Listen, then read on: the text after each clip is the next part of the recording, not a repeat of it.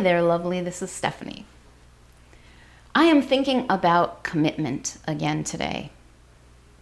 I had a talk with a friend who also does business coaching and consulting last week, and she was remarking on the difference in people between making a decision and becoming truly committed to doing it.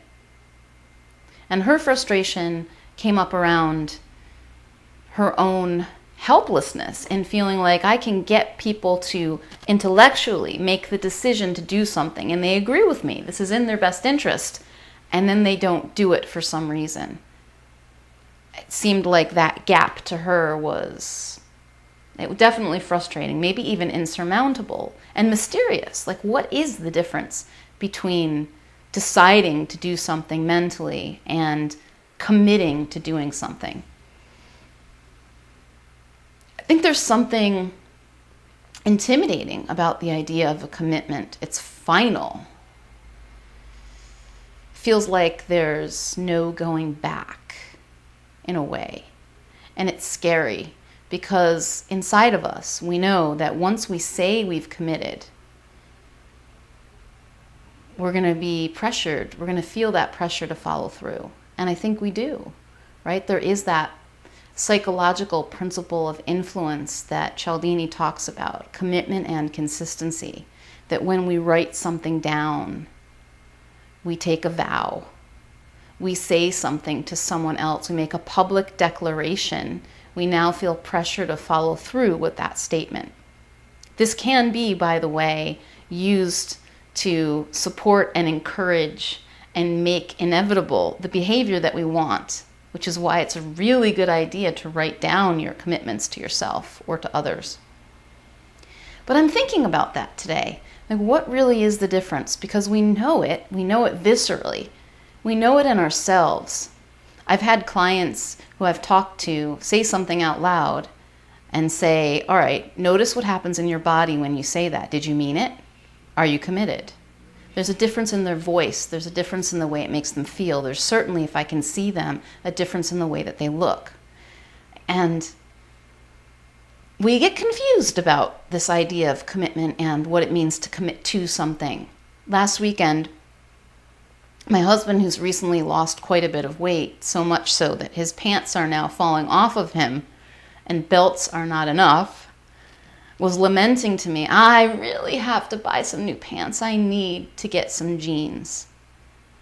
And last weekend was cold and rainy and he really didn't feel like going out. And he said to me, Stephanie, how can I make myself want to go get these jeans?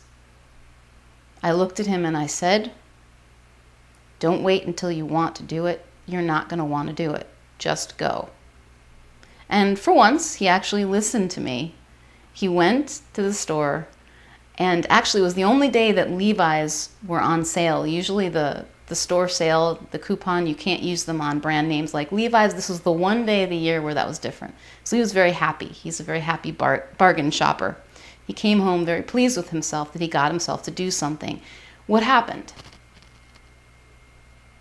At some point, he moved from thinking he should do something to actually doing something. I'm not just babbling, I am just babbling in these stories, but there is a point here. I'm going to bring it around as soon as I figure out what it is. A dear friend of mine also likes to talk about how love is not a noun, it is a verb. It is something you do. So in other words, you can't feel love, you do love. And I think that's what it is, that's commitment. I know that when I'm working with my clients, the way I know they're committed to this work and committed to what they want is when they're taking action. And when they are not taking action, I know that they're not committed. That's said without judgment, it's just a fact. So, I think that's what commitment is. Commitment is not a noun. It's not something you get. It's not something you hope for. It's not something you wait for. It's something you do. It is an action. So if there is something in your life that you want to be committed to, take an action right now. Write it down. Do it. Bring it into the world. Give it form. Make it real. That is a commitment. That's a commitment to yourself. And if you have thoughts, whether you agree or disagree with me, about what commitment is and how we know when we've committed and what that looks like, please share. I would love to know.